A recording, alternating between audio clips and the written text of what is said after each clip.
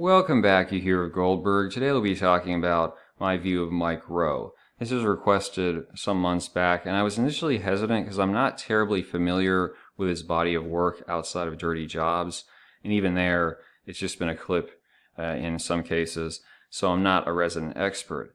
But the person who commented requesting me to discuss Rowe made the point, he's one of those figures that will say, don't follow your passion or your heart, do something sensible, get your hands dirty, be in trades, rah, rah, rah. But of course, Mike Rowe himself has a very different origin. His dream was to be an opera singer, did that for a while, wasn't making tons of money, so he switched to QVC product reviews and eventually got picked up, was famous for Dirty Jobs. Now he has a podcast and he recently released a book. So I get it. Some people are going to be the journalists or hey, look at this, and others will actually perform those tasks. I've always felt with Rowe, he's one of those boomer conservatives who kind of shakes his fist. I can't believe we're not making more stuff in America anymore. But not necessarily aware of the dynamics, why we have less manufacturing here, the policies, the politicians who have been advancing that, who in many cases, conservative types, will shill and vote for in a heartbeat. So it's just a question of having that sense of perspective, because a lot of folks will tell you to do something, but then they'll stand back and try to make a living with a very separate approach. And this is certainly a phenomenon we see in the broader category of you should do STEM or trades type personalities, whether conservative or Manchesterian in nature. Kevin Samuels allegedly has an engineering degree, and yet you don't see him running some massive engineering firm, employing all these masculine men who know that 2 plus 2 is 4, because according to red pill logic, women are not able to do math or science correctly as they are lower IQ. Kevin Samuels chooses to be in his tight little suit in an air-conditioned office, shaking his finger at the camera, lecturing these black single moms on how they're too entitled. He doesn't want to do the difficult work that he's telling other men to pursue. Even when it comes to trades in the manosphere, the only content creator I've directly interacted with who had a trade background was Benjamin MGTOW. He was a mechanic. Most of them, they're either washed out of sales, finance, personal training, or they did 4 years in the military, didn't plan for any career, and came out angry and hating men, women, and the universe and everything. So they like to tell men to go into trades whilst they are collecting ad revenue, self-published books, doing super chats, because it's a lot of money for very minimal investment of time. You're not going to come out of that with back pains as long as you get an ergonomic chair. You're not going to have knee problems. You don't have to deal with firefighters. They get inhalation and they get sick. Cops, it's a very dangerous job. Working like a plant, you're exposed to many chemicals. I certainly was. I've been a blue-collar plant operator and also a tradesman working in electrical construction. There's some benefits. There's also downsides. And so just put into perspective, if I had stayed in the job as an operator, when I started it was $39,000 or so, just under $40K. Now, about half a decade later, you only start at $41,000. So you see, these jobs are great, but they're not paying you that much. Even in trade school, if you get to a good one, you might come out fourth year, you'd be making $30 an hour, which is decent, but I totally smoke what I would have been making had I stayed in trades with what I do now. And it's much less physical demands upon you. It is significantly lower on the emotional demand scale.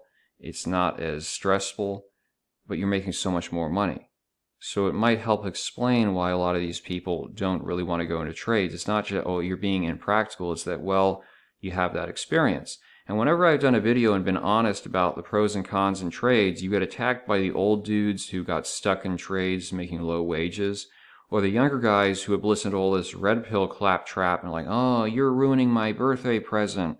Just trying to help you, brah. I would recommend you read this article, and I don't really like the guy. He's definitely on the coke train now. His whole forum is filled with blue-pilled, just LOLs right now. If you look at Rushby forum, it's really gone down the drain. But this was a good article. He talks about his experience just 1 month of construction. And if you really want to go to trade school, as I've said before, you're 17. I think in a lot of states you can already work at that age in construction. Or 17, 18, take a summer and do construction for 3 months. If you can take it and you still enjoy it, consider trade school. If that's way too much, reconsider, and maybe if you're going to go to trade school, pick a trade that's going to be in like a nice air-conditioned environment, because you're going to be hating your life otherwise. It's just advice. You don't have to take it. You can say, oh, these are weak men. Up to you. But going back to Mike Rowe, I recently listened to this book, which is, at least that's the way I heard it. And he's got a professionally trained, excellent voice for narration. I don't like the manner in which he will emphasize particular words, but that's just me. I'm probably part Ferengi. I've got large, very sensitive ears, and if I hear particular voices that I don't appreciate, it just enrages me and I have to switch it off. So to give you a few examples, this will be a rabbit trail, but there's not that much to talk about with Mike Rowe, honestly. Cannot stand Damian Lewis's trying to be American voice. I want you out of this office right now. And almost every character on that show, I started being sympathetic towards Giamatti, even though he was pathetic, because I didn't like anyone else. Wags can go screw himself. That weird creature that's like a quant. And then you got Maggie Siff with the Mrs. Potato Head angry eyebrows. No, I don't think so. Speaking of which, Damian Lewis, his daughter on Homeland was another. As soon as she came into a scene, fast forward, not listening to your annoying voice and, oh my gosh, I can't believe everything's going on this way. No. Scandal was another one.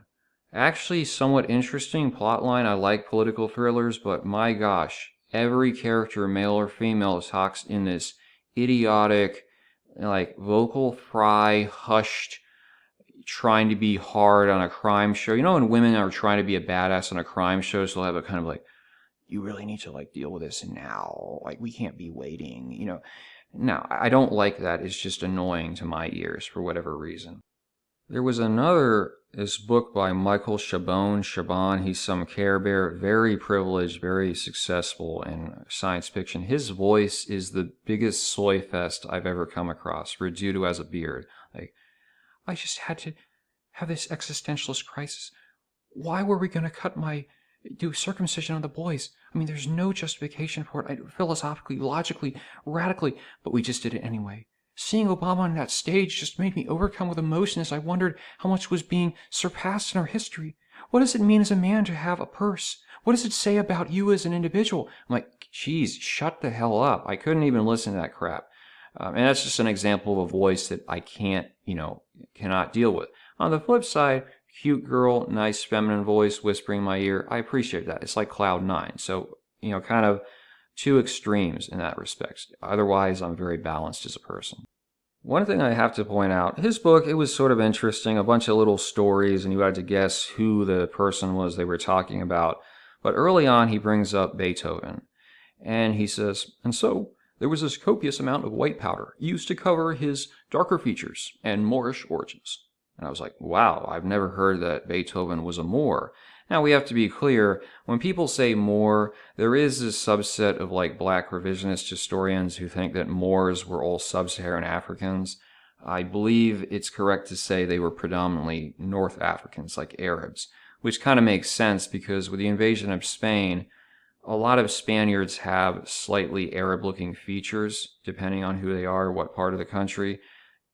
Until at least mass immigration, you didn't see a whole lot of folks with more, sub-Saharan African features in that country. Just saying, maybe that'll be a video in and of itself, maybe not. The point, however, is that it seems as though Mike Rowe didn't even consider, okay, Europeans come in different tones. There are Germans who have like a tan or just a darker complexion. Europe is not one monolith. It seems like he just outsourced all the research to some SJW, maybe intern or freelancer, and didn't double check. He's like, well, let's talk about race. It'll probably sell well. Like, dude, I lose respect for people on that account because you're putting out information that's half-baked. Because I try to look into it myself, and the only evidence of this is some description of him being kind of swarthy, a little bit darker. That doesn't mean that he was a Moor, it doesn't mean that he was sub-Saharan African. So this is the type of laziness that people, even boomer conservatives like Mike Rowe, will tolerate because it might sell some copies and attract controversy. So that's just my soapbox. I'm relatively neutral on him. I mean, if he wants to tell people to do trades, that's fine. Just understand what trades actually entail. Because if you absolutely hate your job, you probably don't want to be in a construction setting. Just saying. But if you guys really like Mike Rowe, you think he's amazing, he's a god, let me know in the comments.